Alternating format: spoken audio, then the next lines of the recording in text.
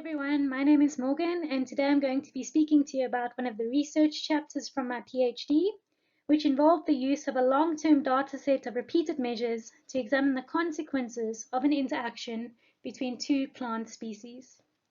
You will see that I used a novel approach here, and this is the first use of that approach.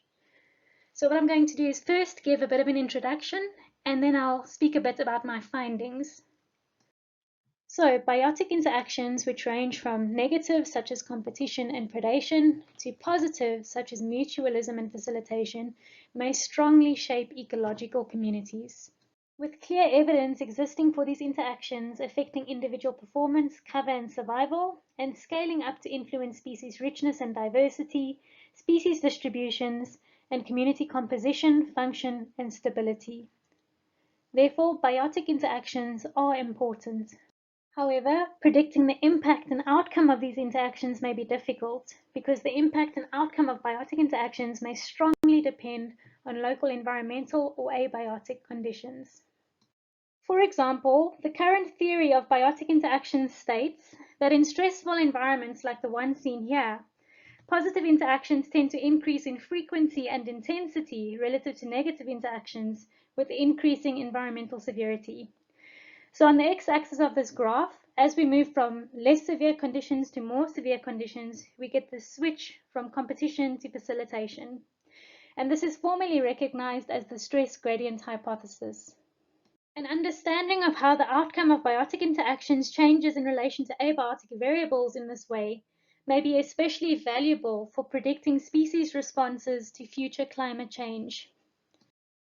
And useful systems in which to examine how the outcome of biotic interactions changes in relation to changing abiotic variables are high altitude and high latitude systems, such as Arctic, Alpine, and sub-Antarctic systems. This is because these systems have a pronounced variability in environmental conditions over small spatial scales. In these systems, the climate experienced by an organism, or the microclimate, is one of the most important factors limiting a species. And indeed, microclimates are affected by factors such as aspect and topography.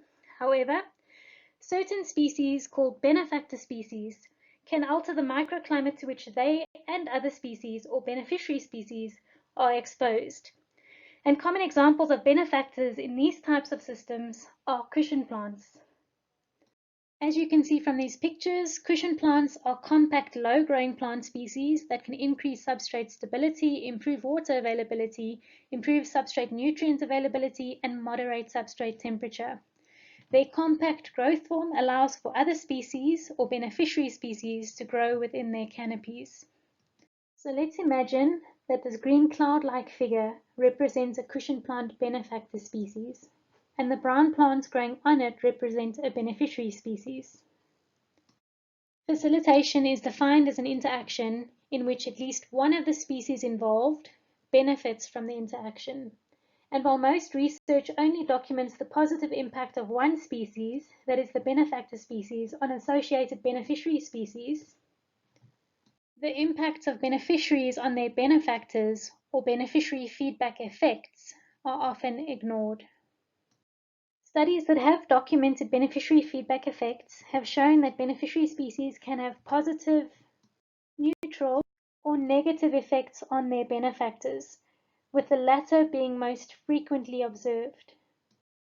For example, Shub et al. 2014 documented lower seed set and reduced flower density and water status for the cushion plant Arenaria tetraquarta and a greater beneficiary species cover. However, one limitation to this study and others is that they typically examine beneficiary feedback effects using short-term experiments or snapshot data, that is, data from a single time period. My study is unique in that I use a long-term data set of repeated measures to examine the reciprocity of an interaction between a benefactor cushion plant species and an associated beneficiary species. In other words, I compare the bidirectional nature of an interaction between a benefactor species and a beneficiary species over a 13-year period. I then compare these results to the conventional snapshot approach. I specifically ask the following question: how do beneficiary species or individuals which benefit from benefactors affect their benefactors? And the region in which I chose to answer this question is sub-Antarctic Marion Island. You can see from this picture that Marion Island is located in the southern Indian Ocean. The island has a low vascular plant species richness and is characterized by a cold, wet, and very windy climate. One interesting thing about Marion Island is that there's a clear gradient of environmental severity as we increase with altitude. Generally, in the system, wind speed increases with altitude, whereas temperature, substrate stability, and resource availability decrease with altitude. Consequently, plant species richness, cover, and productivity generally decline with altitude on the island, and this is clearly reflected from these photographs. So at low altitude, you have lots of vegetation. At the mid-altitudes, you have a little less vegetation, and at the highest altitudes, there's little to no vegetation. Facilitation by cushion plants may therefore be important for plant performance and survival at these mid to high altitudes because the conditions there are so severe. The cushion plant species that was the focus of my study is Azorella selago. Azorella is a widespread cushion plant species on Marion Island and on multiple sub-Antarctic islands. Due to its cushion form, Azorella is thought to ameliorate stressful environmental conditions, particularly in cold, wind-exposed areas where the cushion plant is commonly found. Consequently, Azorella hosts an array of other species, including invertebrates and other plants, which makes the plant an important ecosystem engineer and keystone species. The beneficiary species that I examine is Agrostis magellanica. Agrostis is a dominant perennial grass species on Marion Island and is the most common vascular plant species found growing on Azorella. Agrostis occurs in most habitats on Marion Island and has the second largest altitudinal range of all vascular plants after Azorella.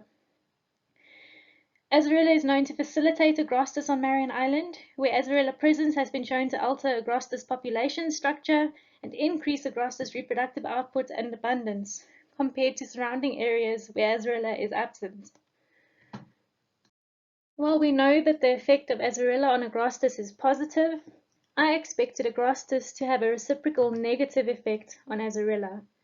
In other words, the impact of Agrostis on Azorella could be considered as something similar to a parasitism. To test this idea, 12 long-term monitoring plots, which were established and surveyed in 2003, were resurveyed in 2016.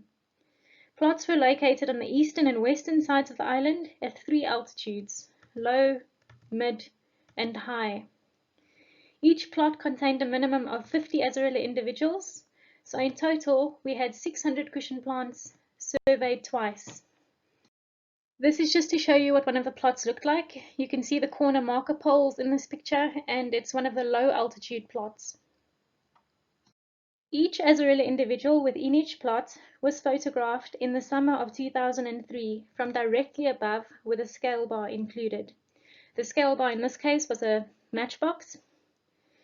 The same individuals were photographed again in 2016 from directly above, and in this case the scale bar was a ruler. The outcome of the interaction between Agrostis and Azorella was inferred from changes in Azorella size, Azorella dead stem cover, and Agrostis cover through time. And I specifically ask the question, does Agrostis, which benefits from Azorella, have a negative effect on Azorella? And I had 3 questions that I wanted to answer. Firstly, does increasing Agrostis cover negatively affect Azorella's size or growth? Second, does increasing Agrostis cover negatively affect Azorella dead stem cover or vitality? And lastly, because Azorella dead stems are less densely packed than live stems, the dead stems could host a greater beneficiary cover than live stems. So the last question that I ask is, does Azorella dead stem cover facilitate an increase in Agrostis cover?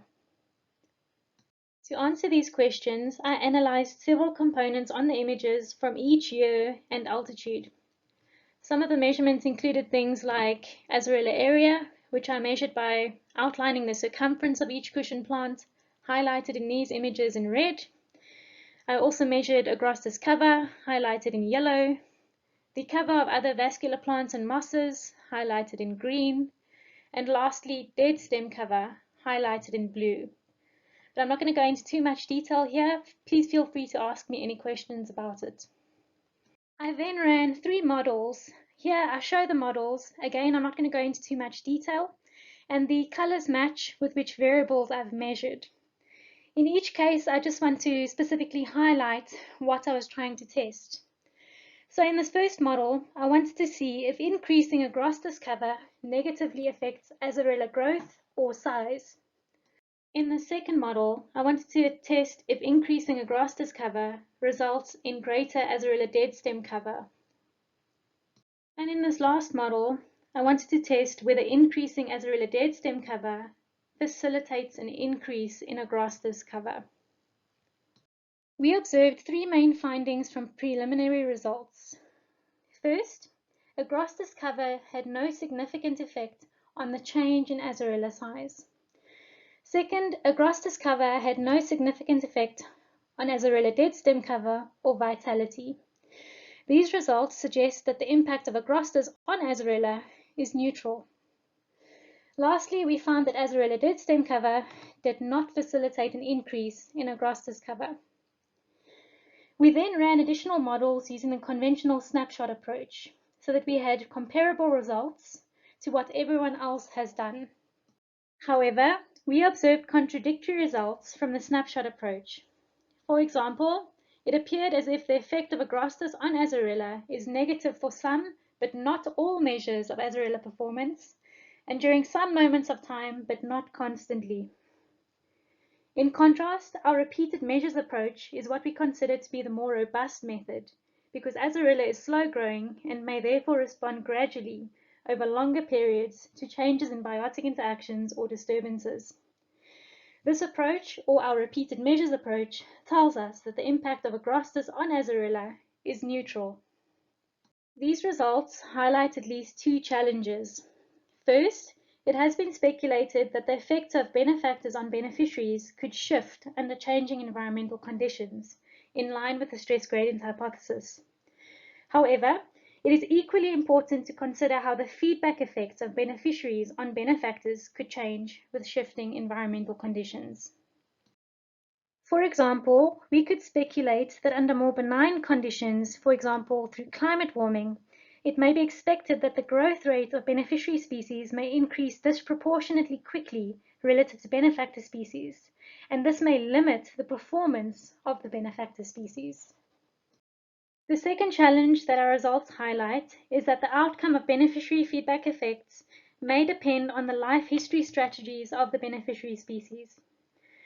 For example, stress-tolerant species may benefit less from facilitation than stress-sensitive species.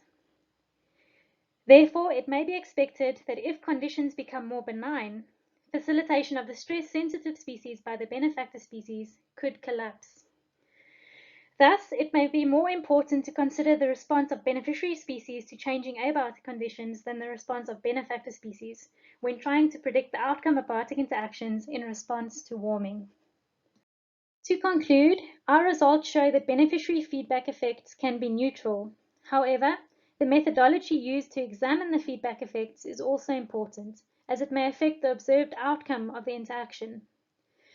The apparent contradiction between our results also highlights the potential importance of using long-term datasets when assessing the reciprocity of biotic interactions, and suggests that studies examining beneficiary feedback effects need to move beyond just using contemporary snapshot approaches and/or short-term experiments, because biotic interactions are dynamic, and considering temporal dynamism between interacting species may be key in understanding species coexistence in communities. Thank you for listening. For more of our work, please have a look at Peter LaRue's talk in session 30.